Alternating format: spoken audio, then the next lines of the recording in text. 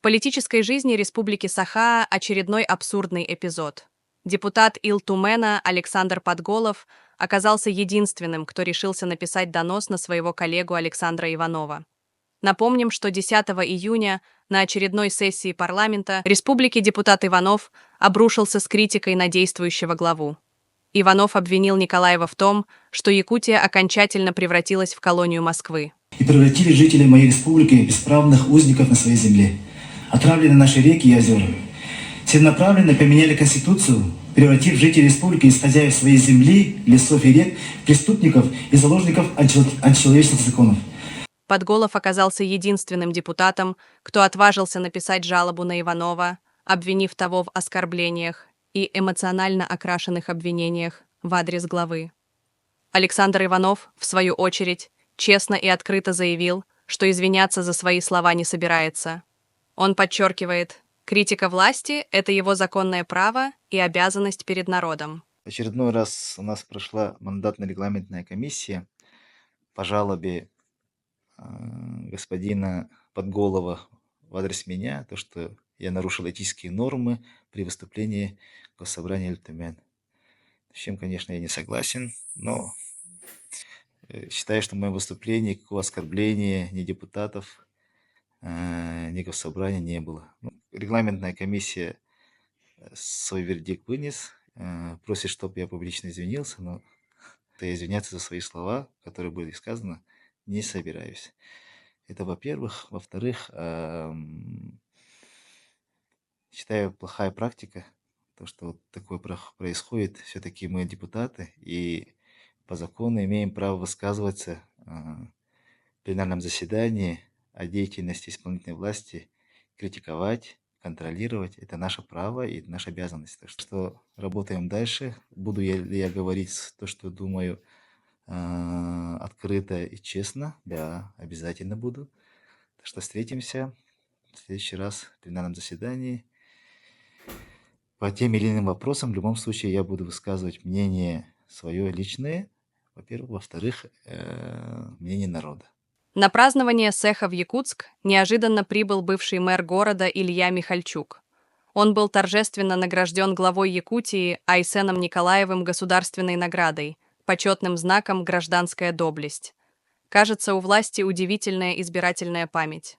Видимо, все забыли о так называемом деле мэрии, когда ближайшие соратники Михальчука, Юлия Пругова, Елизавета Николаева и Сергей Петров были признаны виновными в хищении десятков миллионов бюджетных средств. А сам Михальчук тогда, как известно, сбежал в Москву, бросив своих подельников на произвол судьбы. Люди отбывали реальные сроки, а он спокойно устроился уже в других чиновничьих кабинетах. Теперь же Михальчук возвращается в Якутск как почетный гость, принимает награды и улыбки чиновников, будто бы ничего и не было.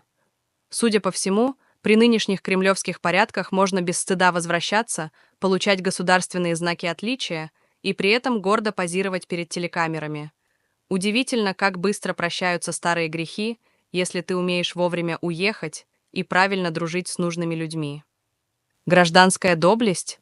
Это звучит как горькая ирония для горожан, которые помнят все истории с расхищением бюджета и предательством соратников. Сегодня стало окончательно ясно – стыд и честь больше не в цене. Можно красть, сбегать, бросать людей, а потом возвращаться как герой.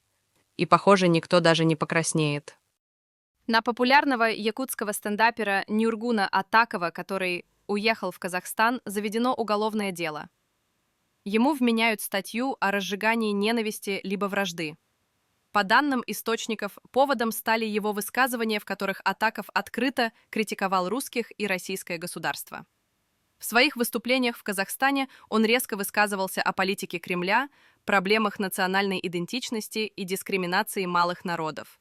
После отъезда в Казахстан артист продолжал публиковать острые монологи и комментарии, в которых поднимал темы, которые в России традиционно замалчиваются. Сказал слово «Крым наш». И мне один мужик сказал: в смысле ваш? Но оказывается, когда ты плохо говоришь по-русски, и когда ты в Москве живешь, там с тобой так себе обращаются. Просто есть там какая-то нация, которая решила, что они выше нас всех. Типа, эта нация решилась выше, а другие нации типа, не должны про них шутить. Типа, они такие, не шутите про нас. Они говорят, уважайте нас, только уважайте.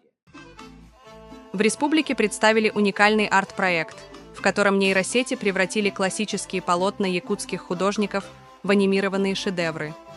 Видеограф Александра Левина с помощью нейросетей Midjourney и других инструментов искусственного интеллекта оживила картины известного якутского художника Иннокентия Корякина.